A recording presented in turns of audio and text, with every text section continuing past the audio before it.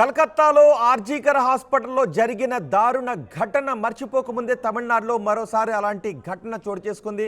అప్పుడు ఆర్జీకర్ హాస్పిటల్లో ఒక డాక్టర్పై అత్యాచారానికి పాల్పడి డాక్టర్ను నిర్దాక్షిణ్యంగా చంపేశారు. దేశం మొత్తం అట్టుడికిపోయింది. ఇప్పుడు తమిళనాడులోని అన్నా యూనివర్సిటీలో, తమిళనాడులోని చెన్నై నడిబొడ్డున అన్నా యూనివర్సిటీలో ఒక యువతపై గ్యాంగ్ రేప్కు పాల్పడ్డారు దుండగులు.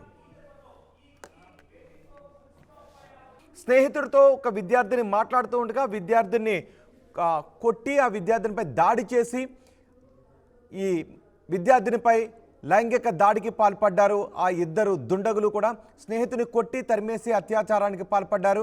తనపై అత్యాచారానికి పాల్పడ్డ వారిపై స్నేహితుడితో కలిసి పోలీస్ స్టేషన్లో ఫిర్యాదు చేసింది బాధితురాలి ఫిర్యాదుతో పోలీసులు విచారణ ప్రారంభించారు.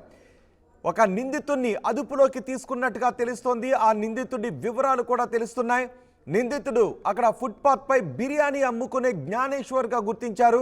జ్ఞానేశ్వర్ అతని స్నేహితుడితో కలిసి ఆ విద్యార్థి తన స్నేహితుడితో మాట్లాడుతూ ఉండగా స్నేహితుడిపై దాడి చేసి అతన్ని తరిమేసి ఈ విద్యార్థినిపై లైంగిక దాడికి పాల్పడినట్టుగా తెలుస్తోంది. అత్యాచారానికి పాల్పడినట్టుగా తెలుస్తోంది. అత్యాచారానికి పాల్పడిన వారిలో ఒకడు ఫుట్పాత్పై బిర్యానీ అమ్ముకునే జ్ఞానశేఖర్గా గుర్తించాడు.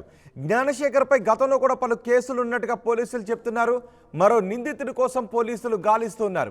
విద్యార్థినిపై అత్యాచార ఘటన వెలుగులోకి రాగానే తమిళనాడులో విద్యార్థి సంఘాలు ఆందోళన వ్యక్తం చేస్తున్నాయి.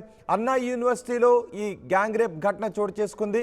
ఇప్పటికే ఒక నిందితుడిని అదుపులోకి తీసుకున్నామని పోలీసులు చెప్తున్నారు. మరొక నిందితుడి కోసం గాలిస్తున్నారు. యూనివర్సిటీలో లైంగిక దాడి పట్ల విపక్షాలు కూడా ఆందోళన చేస్తున్నాయి. చెన్నైలో శాంతి భద్రతలు పూర్తిగా దిగజారాయి అంటూ ప్రతిపక్షాలు విమర్శలు చేస్తున్నారు. తమిళనాడులోని అన్నా యూనివర్సిటీ ప్రతిష్టాత్మక యూనివర్సిటీ అది. ఈ క్యాంపస్లోనే ఇలాంటి ఘటన చోటు చేసుకోవడంపై మరింత ఆందోళన వ్యక్తమవుతోంది. ఇంజనీరింగ్ విద్యార్థినిపై ఇద్దరు దుండగులు అత్యాచారానికి పాల్పడ్డారు. బాధితురాలు ఇచ్చిన ఫిర్యాదుతో కేసు నమోదు చేసి పోలీసులు విచారణ చేస్తున్నారు. అయితే ఘటన ఆలస్యంగా వెలుగులోకి వచ్చింది.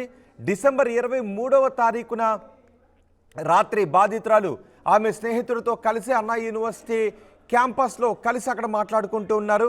ఇంతలో అక్కడికి వచ్చిన ఫుట్పాత్పై బిర్యానీ అమ్ముకునే జ్ఞానేశ్వర్ అతని స్నేహితుడితో కలిసి అక్కడికి వచ్చి ఈ విద్యార్థిని స్నేహితుడిని దాడి చేసి అతన్ని అక్కడి నుంచి తరిమేసి విద్యార్థినిపై ఈ అఘాయిత్యానికి పాల్పడినట్టుగా తెలుస్తోంది. ఇంతలో వాళ్ళిద్దరూ మాట్లాడుకుంటున్న సమయంలో అక్కడికి గుర్తు తెలియని వ్యక్తులు వచ్చారు అని ఆ స్నేహితురాలు ఆమె చెబుతోంది. బాధితురాలు చెబుతోంది ఆమె స్నేహితుడిని దారుణంగా కొట్టి బయటకు తరిమేశారని చెప్తున్నారు. అన్నా యూనివర్సిటీ క్యాంపస్లోనే ఇంతటి దారుణమైన ఘటన చోటు చేసుకోవడంపై విద్యార్థి సంఘాలు ఆందోళన వ్యక్తం చేస్తున్నాయి. విద్యార్థి సంఘాలు అక్కడికి చేరుకుని ఆందోళన వ్యక్తం చేస్తున్న దృశ్యాలు కూడా మనం చూడొచ్చు. పెద్ద ఎత్తున విద్యార్థి సంఘాలు ప్రతిపక్షాలు ఆగ్రహాన్ని వ్యక్తం చేస్తున్నాయి. ఈ ఘటన తర్వాత ఆమెకు సంబంధించిన నగ్న ఫోటోలను సెల్ ఫోన్తో దుండగులు తీసినట్టుగా కూడా తెలుస్తోంది. ఈ విషయాన్ని కూడా ఆమె పోలీసులకు చెప్పారు. పోలీసులకు ఫిర్యాదు చేస్తే ఆ ఫోటోలను సోషల్ మీడియాలో పోస్ట్ చేస్తామంటూ ఈ అఘాయిత్యానికి పాల్పడిన దుండగులు ఆమెను బెదిరించినట్టుగా కూడా తెలుస్తోంది. అయినప్పటికీ కూడా ఈ ఘటనపై తన స్నేహితుడితో కలిసి పోలీస్ స్టేషన్కి వెళ్ళి ఫిర్యాదు చేశారు. కేసు నమోదు చేసిన పోలీసులు ఒక వ్యక్తిని అదుపులోకి తీసుకున్నారు. అతనే ఫుట్పాత్పై బిర్యానీ అమ్ముకునే జ్ఞానేశ్వర్గా గుర్తిస్తున్నారు. ఈ అఘాయిత్యానికి పాల్పడిన తర్వాత ఆ యువతి నగ్న ఫోటోలను తమ సెల్ ఫోన్లో తీసుకున్న తర్వాత బెదిరించి వెళ్ళిపోయారు.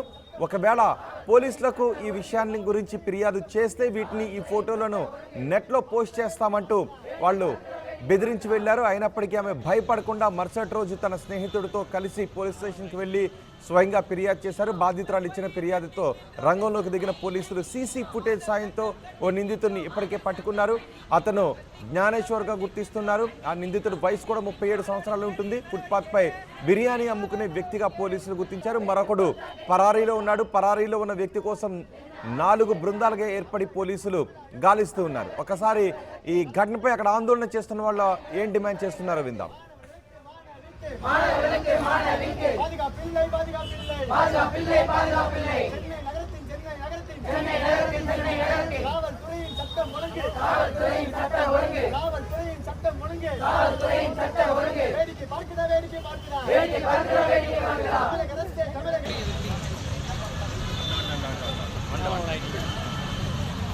SFI ఖండికింద్రో మాద సంఘం